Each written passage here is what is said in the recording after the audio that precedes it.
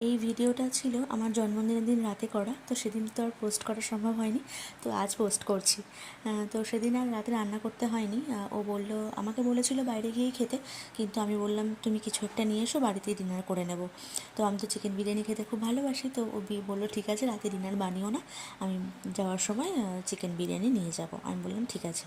আর তারপর কিন্তু ও আমার জন্য পায়েস বানিয়েছিল। এটা আমার জন্য ভীষণ স্পেশাল একটা ব্যাপার।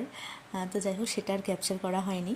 তো পরদিন ছিল সানডে, ভেবেছিলাম ওই দিন তো বাড়িতে থাকবে, কিছু একটা বানাবো আর কি। তো সকালবেলা দেখো, আমি আগেই মানে সমস্ত কাজকর্ম সেরে আগে ফ্রাইড রাইসের চালটা একটু ভিজিয়ে নিয়েছিলাম, 1 ঘন্টা মতো ভিজিয়ে রাখি আর কি।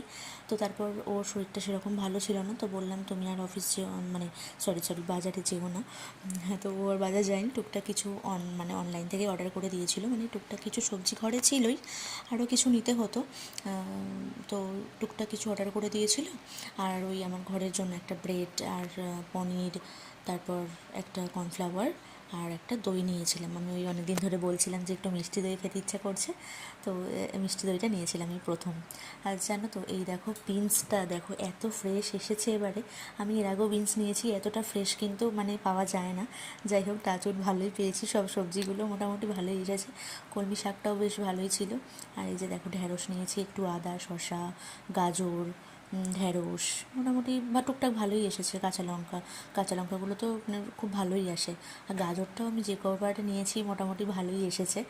দু একবার হয়তো খারাপ এসেছে। আমি টুকটাক মাঝে মধ্যেই নিই, মানে আমাদের তো সপ্তাহে বাজার করা হয়, এবার মাঝখানে কিছু সবজি তখন নিতে হয় আর কি। এবার একবারে সবজি আনলে তো সব সবজিও শেষ পর্যন্ত ভালো থাকে না, তো মাঝখানে কী হয়, একটু অনলাইনে অর্ডার দিয়ে দিই। তো যাই হোক, এই বাজারগুলোকে গুছিয়ে নিয়ে তারপর আমার পাপা বললো যে দইটা একটু টেস্ট করো চলো। আমি বললাম ঠিক আছে। তো দুজন মিলে একটা বাটিতেই নিয়েছিলাম, তো ও বললো ঠিক আছে, তুমি আমাকে একটু খাইয়ে দিও, আমি আর করছি না। তো যাই হোক, ওকে একটুখানি খাইয়ে দিলাম আর আমি নিজে খেলাম। তো দইটা মোটামুটি আমার ভালোই লেগেছে, কিন্তু দেখো, মিষ্টি দই যেমন হয় আর কি, মানে দোকানে যেটা হয়, মানে একদম ক্ষীর ক্ষীর যে লাল দইটা, ওটা আমার ভীষণ প্রিয়।